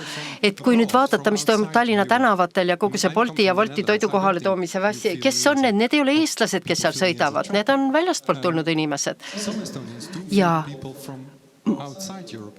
mõned inimesed tunnevad, et väljastpoolt Euroopat tulijad on see, mis on nagu see lõks. Aga minu küsimus on, et kas te siis tõesti soovite Eestit ainult eestlastele hoida? Sellisel juhul, missugune tulevik sellel riigil küll ees oleks? Ja härra Valge, mul on väga hea meel, et te siin olete ja minu küsimus ongi otse teile suunatud, et mis juhtub Eestiga, kui kõik piirid pannakse kinni? Ma saan aru, et siin on kõik need tehnilised lahendused ja selles osas on Eesti väga tubli, kõik need väiksed robotid ja nii edasi. Aga ma küll ei kujuta ette, mis sellest Eestist saab, kui see on nii kinnine riik ja kas minu pojad siin tahavad elada? We have 4. Mulle see küsimus esitati ja et ometi jõudsime nagu nii-öelda võtmeküsimuse. Veel lühemalt. Jah, et keegi ei räägi eraldumisest esiteks, et meil on ju immigratsiooni puhul, ma räägin numbritest migratsioonisaldost, et see on nii, et kui palju jääb siia rohkem sisse, kui välja läheb, eks ole. Nii. Teine asi, et tegelikult iga ühiskond on tervik ja tegelikult ta peaks saama hakkama oma ressurssidega. Nii. Ja meie tööviljakus, töötootlikkus on Eestis siis 80% Euroliidu keskmisest. Kui me tõstaksime selle ainult 100%, isegi mitte, eks ole, mitte nii kõrgele kui Soome, siis me saaksime 150 000 töötajat juurde justkui. Nii. Aga odav tööjõu sissetoomine just praegu pärsib meie töötootlikkuse kasvu, pärsib meie innovatsiooni, ajab ka meie inimesi ära Soome või vähemalt on takistuseks sealt nendel tagasi tulekuks, sellepärast, et odavtöö sissetoomine lööb palgataset alla. Aitäh. Aleksei Jašin. No see on see sama küsimus, või statement, mida ma ei suutnud väga selgelt sõnastada enne repliigis, aga jah, et minu teada kõige rohkem inimesi on Soome läinud 10+ aastat tagasi ja praegu pigem tullakse tagasi. Ja ma sain aru, kus see number 6000 on tulnud, et see on üldiselt see saldo, et kui palju Eestist on ära läinud ja tagasi tulnud inimesi eri taustaga, ehk siis seal sees on ka Eesti inimesi ka. Ei ole. Ma räägin 3,000–6,000 just kolmandatest riikidest. Eesti migratsioonisaldo on tasa. Kohvilauas. Okei, ma ei tea, kus see tuleb. No kui ei tea, siis ei ole mõtet rääkida. Nii, on veel teile soove kiiresti kommenteerida? Selles mõttes, mina tahan näha Eestit, mis on avatud, mis on sõbralik ja kus on kõik teretulnud, ükskõik kus inimene tuleb. Väga õige. Selge. Lõpuni 2 minutit. Mõne sekundi jooksul. Millisena tahate näha Narvat 25 aasta pärast? Viktoria Ladõnskaja. Ma tahan, et see oleks Eesti linn, eestikeelne, eestimeelne. Eestikeelne? Olete kindel? Ja. On see võimalik? No, mis aastaks te ütlesite? 25 aastat hiljem. Miks mitte, et vähemalt, et see teine keel oleks väga heal tasemel, et seda võiks saavutada muidugi. Eduard Odinets, millisena tahate näha Narvat 25 aasta pärast? Narva on Eesti linn. Et ei pea seda kordama iga kord. Narva jääb Eesti linnaks. Kindlasti Narvas on rohkem eesti keelt kuulda. Kindlasti Narva haridussüsteem on eestikeelne ja kindlasti inimesed tunnevad ennast osana Eesti ühiskonnas, on lojaalsed, austavad Eestit ja ülejäänud Eesti austab narvakaid. Jürgen Ligi, lühidalt.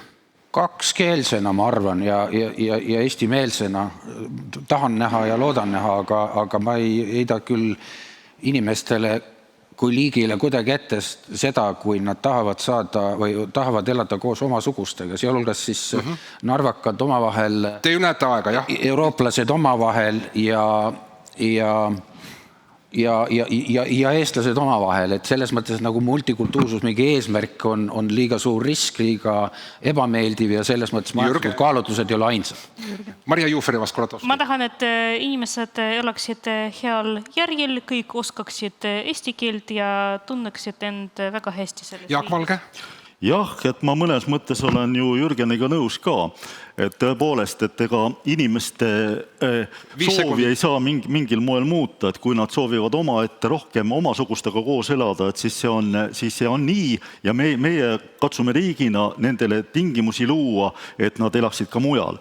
Nii, Aleksei Jašin, Narva peaks olema... Hüüdke vahele, ta ei lõpeta. Jaa, et eesti keelt kultuuri saab, eesti kultuuriväärtusi saab edasi anda ka teistes keeltes, vene keeltes, mis iganes keeles ja Narvas seda tehakse ja 25 aasta pärast tehakse seda veel rohkem ja me oleme koos nendega ja nemad on nii edasi meiega koos. Suur tänu teile kõigile, Viktoria Ladõnskaja-Kubits, Jaak Valge, Maria Jufereva-Skuratovski, Jürgen Ligi, Eduard Odinets, Viktoria Ladõnskaja-Kubits selle debati eest.